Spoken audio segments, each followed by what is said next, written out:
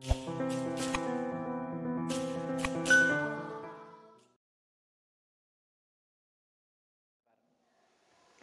ini insyaallah kita akan masuk ke tema yang berikutnya yang diangkat oleh beliau Imam Ibnul Qayyim di sini, yaitu al-ma'asi tuzilun ni'am. Al-ma'asi tuzilun ni'am. Artinya maksiat itu menghilangkan kenikmatan. Saya ulangi, maksiat itu menghilangkan kenikmatan. Jadi secara ringkas sebetulnya yang ingin beliau paparkan di sini bahwa nikmat yang diperoleh atau didapatkan oleh manusia itu ada dua macam. Pertama, nikmat yang sudah ada. Kedua, nikmat yang akan ada. Dan semua termasuk bagian dari karunia dan rezeki Allah Subhanahu wa ta'ala. Jadi saya ulangi, pertama nikmat yang sudah ada, yang kedua nikmat yang akan ada. Nah, bagaimana pengaruh maksiat terhadap dua macam nikmat ini? Untuk nikmat yang sudah ada, itu tuziluha, menghilangkannya. Jadi yang sudah ada jadi hilang. Nah, hilangnya itu juga ada dua macam. Boleh hilang secara wujud, bisa juga hilang kenikmatannya. Kan banyak orang yang punya banyak sesuatu kan? Hartanya banyak, mobilnya banyak, rumahnya banyak, tapi nggak ada yang bisa dinikmati. Usianya banyak, waktunya banyak, tapi nggak ada yang bisa dinikmati di antara semua apa yang ada itu. Nah, ada yang seperti itu. Bisa juga wujudnya yang hilang. Kalau wujudnya yang hilang, misalnya kecurian, kerampokan misalnya, rumahnya kebakaran, mobilnya misalnya hilang, ya, itu termasuk bagian daripada tuzilu atau zawalun ni'mah itu. Bagian dari hilangnya nikmat yang Allah Subhanahu wa ta'ala berikan kepada kita. Semua adalah dampak dari maksiat atau dosa yang dilakukan oleh manusia itu. Ini apa ini, nasi? Nasi ya? Iya. Sambil dimakan enggak masalah. Silakan. Yang penting jangan hilang fokusnya. Hilang fokusnya bisa hilang juga nikmatnya. Jadi itu kenikmatan yang sudah ada ya. Zawalun ni'mah itu bisa jadi. Nikmat itu misalnya kan usia yang panjang itu nikmat. Tapi dengan usia yang panjang Anda nggak bisa menikmati itu. Anda punya harta banyak, tapi hartanya banyak nggak bisa dinikmati. Laki-laki istrinya cakep, tapi istrinya cakep itu nggak bisa menjadi kenikmatan bagi hidupnya. Hartanya, pokoknya jabatannya macam-macam. Semua apa yang dia punya itu nggak bisa dinikmati. Atau kalau tidak ya hilang. Ini sudah bagus-bagus posisinya, misalnya di satu instansi tertentu, tiba-tiba karena maksiat dipecat. Bisa kayak gitu. Jadi dua macam hilangnya ya. Hilang yang pertama adalah hilangnya wujud dari nikmat itu sendiri. Yang kedua adalah hilangnya apa yang bisa kita nikmati dari nikmat yang sudah Allah berikan kepada kita itu. Ini untuk yang al-hadir, yang sudah ada, yang kita punya. Selanjutnya bagaimana dengan nikmat yang akan ada? Setiap manusia itu kan sudah punya jatah rezekinya masing-masing. Itu sudah pasti. Tapi sekarang muncul pertanyaan, apakah rezeki yang sudah Allah sediakan itu semuanya harus kita peroleh? Jawabannya bisa enggak. Bisa iya, bisa tidak. Kenapa bisa demikian? Dalam salah satu sabdanya Rasulullah sallallahu alaihi wasallam dalam riwayat Imam Ahmad, beliau mengatakan innal abda la yuhramu minhur rizqu bidzambin yusibuhu. Sesungguhnya kata Rasulullah, seorang hamba la yuhramu minhur rizqu, akan diharamkan darinya rezekinya. Perhatikan di sini ya. Jadi seorang hamba rezekinya sendiri diharamkan untuk dia. Akan diharamkan untuk dia rezekinya sendiri gara-gara apa? Bidzambin yusibuhu, disebabkan karena dosa yang dia lakukan. Jadi apa yang seharusnya sudah jadi milik kita hilang. Apa yang seharusnya sudah disediakan oleh Allah untuk kita urung kita peroleh. Tidak bisa kita wujudkan, tidak bisa kita dapatkan. Kenapa? Karena dosa yang kita lakukan. Nah, ini yang harus kita pahami. Makanya jangan dipandang remeh maksiat itu.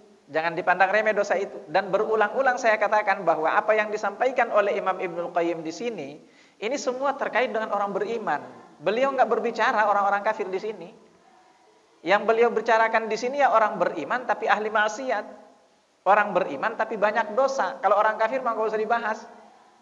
Jadi kira-kira seperti itu. Kenapa? Karena sekali lagi semua yang ada di sini ini adalah dampak daripada dosa yang dilakukan oleh orang beriman itu. Jadi dikurangi itu dosa. Atau kalau enggak, karena memang kita ini misalnya manusia statusnya, memang enggak bisa terhindar dari dosa bagaimanapun juga, pasti akan ada maksiat yang kita lakukan. Maka apa yang harus kita lakukan sebagai langkah antisipasi dari dampak maksiat itu? Yang harus kita lakukan ya banyak-banyak istighfar, banyak-banyak taubat. Itu yang harus kita lakukan ya. Karena kalau kita lihat dalam sabdanya Rasulullah SAW misalnya, beliau mengatakan, ya ayuhan nas, wahai sekalian manusia, tubu ilallah. Bertaubatlah kalian kepada Allah Subhanahu wa taala, fa inni, karena sesungguhnya aku, kata beliau, atubu, bertaubat kepada Allah atas dosa-dosaku, mi'ata marratin fil yaum, 100 kali dalam setiap hari, setiap malam. Pertanyaannya, apakah Nabi memohon ampun atas dosa-dosanya karena dosanya belum diampuni? Bukan. Dosa beliau kan sudah dijamin diampuni oleh Allah Subhanahu wa taala. Beliau sudah dijamin masuk surga, enggak ada lagi, semua dosa dibersihkan oleh Allah. Tapi kenapa beliau masih bertaubat 100 kali dalam setiap hari, setiap malam? Nah, salah satu di antara manfaatnya agar supaya dosa yang dilakukan oleh beliau itu, karena beliau juga sebagai manusia pasti juga melakukan dosa, kesalahan, pasti itu. Intinya bahwa apa yang bisa dilakukan dari kesalahan itu tidak akan berdampak salah satunya pada rezeki atau kenikmatan yang bisa dia dapatkan dalam kehidupannya. Ini sudah ada nikmat yang Allah berikan kepada beliau. Ya, agar nikmat itu benar-benar bisa terwujud, bisa dirasakan, kita bisa bersenang-senang dengan nikmat itu, kita bisa bahagia dengan nikmat itu. Kira-kira seperti itu. Termasuk diantaranya jatah yang seharusnya Allah sudah sediakan untuk kita, ya tetap kita dapatkan meskipun kita melakukan dosa, karena kita sudah menghapus semua dampak atau semua pengaruh daripada dosa itu dengan taubat kepada Allah Subhanahu wa taala. Jadi itu ya, makanya budayakan taubat, budayakan istighfar. Istighfar setiap hari, ya kalau Nabi saja 100 kali setiap hari, setiap malam, seharusnya kita lebih daripada itu. Atau kalau enggak ya minimal 100 kali, ya. Dipadu aja itu antara dua kalimat itu. Kalau istighfar kayak gimana? Astaghfirullahaladzim. Kan itu paling singkat ya. Astaghfirullahaladzim. Kalau taubat gimana? Atubu ilaih. Ya, atubu ilaih, aku bertaubat kepadanya. Ya tinggal dipadu saja. Astaghfirullahaladzim wa atubu ilaih. Boleh, atau astaghfirullah wa atubu ilaih. Boleh juga diperpanjang, astaghfirullahaladzim alladzi la ilaha illa huwal hayyul qayyum wa atubu ilaih. Boleh, intinya ada yang namanya kalimat istighfar, ada juga yang namanya kalimat taubat. Nah, kita lihat apa yang disampaikan oleh beliau di sini. Beliau mengatakan, ma hufidha mawjuduha fa inna ni'amallahi ma hufidha mawjuduha bimithli ta'atihi. Sesungguhnya setiap nikmat dari Allah Subhanahu wa taala ma hufidha mawjuduha, tidak ada yang bisa menjaga keberadaannya. Yang kita katakan tadi ya, ini artinya yang sudah kita peroleh. Tidak ada yang bisa menjaga keberadaan nikmat itu baik secara wujud maupun secara rasa. Itu tidak ada yang bisa menjaga illa bi ta'atihi, kecuali dengan ketaatan kepada Allah Subhanahu wa taala. Lalu tidak ada juga yang bisa mengundang dari apa yang belum datang, apa yang belum hadir, apa yang belum kita peroleh bimithli ta'atihi, selain daripada ketaatan kepada Allah Subhanahu wa taala. Jadi kalau kita ingin menarik apa yang belum ada, apa yang belum kita dapatkan, tariklah dengan ketaatan kepada Allah Subhanahu wa taala. Nah, sekarang muncul lagi pertanyaan. Ini kan jatah rezeki sudah ada, sudah dituliskan oleh Allah semenjak kita masih berusia 120 hari di dalam rahim ibu kita. Kan seperti itu kata Rasulullah ya. 40 hari sebagai nutfah, 40 hari berikutnya sebagai darah, 40 hari berikutnya sebagai daging. Tsumma, kemudian kata Rasulullah, tsumma nufikha fihi ruh, atau yursalu ilaihi malak, dikirimkan kepadanya, kepada janin itu malaikat, fayunfakhu fihi ruh, lalu ditiupkan kepada janin itu ruh, wa yu'maru bi arba'i kalimat, lalu kemudian diperintahkan kepada malaikat untuk menetapkan arba'i kalimat, 4 perkara. Yang pertama, bikat birizqihi, rezekinya, itu yang paling pertama. Yang kedua, wa ajalihi, ajalnya. Yang ketiga wa amalihi, amal perbuatannya. Dan yang keempat kata Rasulullah wa syaqiyun am sa'idun, apakah dia nantinya akan hidup bahagia atau hidup sengsara. Kita kembali kepada pertanyaan tadi. Ini kan jatah dari rezeki sudah ada semuanya. Pertanyaannya, apakah kemudian bisa ditambah? Bisa bertambah kira-kira? Jawabannya bisa.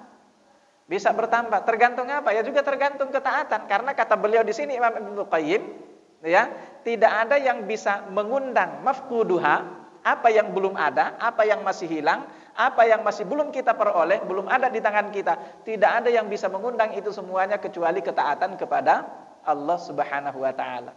Apalagi kalau kita padukan dengan surah At-Talaq ketika Allah mengatakan wa may yattaqillaha yaj'al lahu makhraja. Siapa yang bertakwa kepada Allah, niscaya Allah akan memberikan kepada dia makhraja, solusi dari setiap permasalahan yang dihadapi, wa yarzuqhu min haitsu la yahtasib, dan dia akan diberikan karunia rezeki dari jalan yang tidak disangka-sangka. Masih banyak lagi dalil-dalil yang lain yang menunjukkan tentang bahwa rezeki itu yang bisa mengundang keberadaannya adalah ketaatan kepada Allah Subhanahu wa taala. Jadi diperbanyak hartanya, diperbanyak anaknya, wa yaj'al lakum jannat. Kebun kalian dibuat subur oleh Allah Subhanahu wa taala. Tapi kan dulu yang menjadi sumber ekonomi dari banyak orang itu rata-rata orang mayoritas adalah perkebunan. Tapi kalau sekarang sedang enggak kan? Banyak yang jadi sumber ekonominya adalah profesi, misalnya kayak dokter, pengusaha, bisnismen dan lain sebagainya, ada juga politikus misalnya. Nah, ketika Allah katakan wa ja'al lakum jannat, itu artinya apa yang menjadi sumber perekonomian kalian itu akan dibuat subur oleh Allah Subhanahu wa taala. Pasiennya makin banyak, bisnisnya lancar misalnya, ada proyek misalnya tender misalnya dimenangkan oleh dia, itu ya ja'al lakum jannat. Kemudian selanjutnya wa ja'al lakum anhara, dan kemudian juga sungai-sungai yang mengalir pada kebun-kebun kalian itu akan dibuat deras oleh Allah Subhanahu wa taala. Artinya apa yang menjadi penyokong dari setiap profesi kita itu akan dibuat mudah juga oleh Allah Subhanahu wa taala. Kira-kira seperti itu. Itu diantara manfaat istighfar. Masih banyak lagi yang lain yang terkait dengan apa yang kita katakan tadi, bahwa ketaatan itu seperti yang disebut oleh beliau di sini, itulah yang paling efektif untuk mengundang setiap apa yang belum hadir dalam kehidupan kita dari nikmat dan karunia Allah Subhanahu tabaraka wa taala. Wallahu a'lam bishawab.